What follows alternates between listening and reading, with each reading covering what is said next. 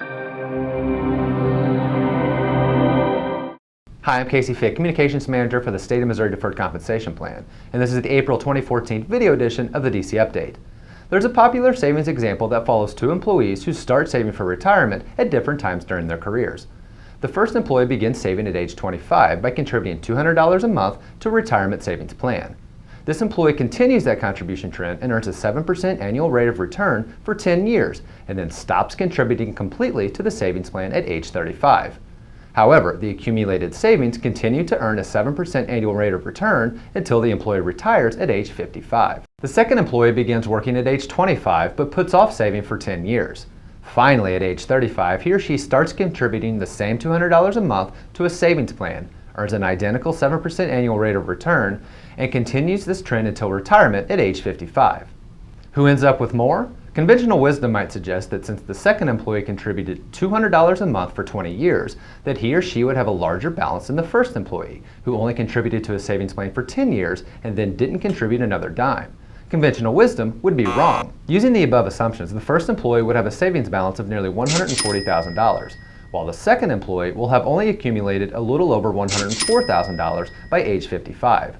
All of this despite the fact the second employee actually contributed twice as much to the savings plan. This classic example illustrates the time value of money and why starting sooner rather than later can have a huge impact on your total contributions and bottom line. It also underscores the fact that there are certain things you can't control when it comes to long-term retirement savings. Markets can be unpredictable after all, but time is not one of them. You can control when you start saving. Likewise, you can also control how much you save. Looking at our example employees again, had the first employee saved $250 a month instead of $200 for those 10 years, his or her balance could have been approximately $35,000 larger by age 55. Had the second employee saved $300 for 20 years instead of $200, his or her balance could have increased by more than $50,000. As a participant in the deferred compensation plan, it's crucial to take advantage of the factors you can control. If you're young, start saving now and put time in your corner. On the flip side, don't be discouraged if you've put off saving for a few years, but understand the importance of your contribution amount and how it may need to be increased to meet your savings goals.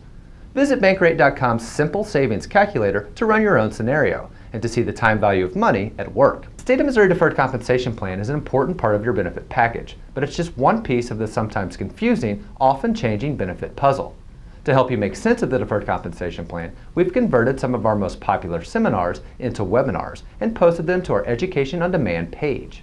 Topics range from new employee orientation to preparing for and accessing your money in retirement.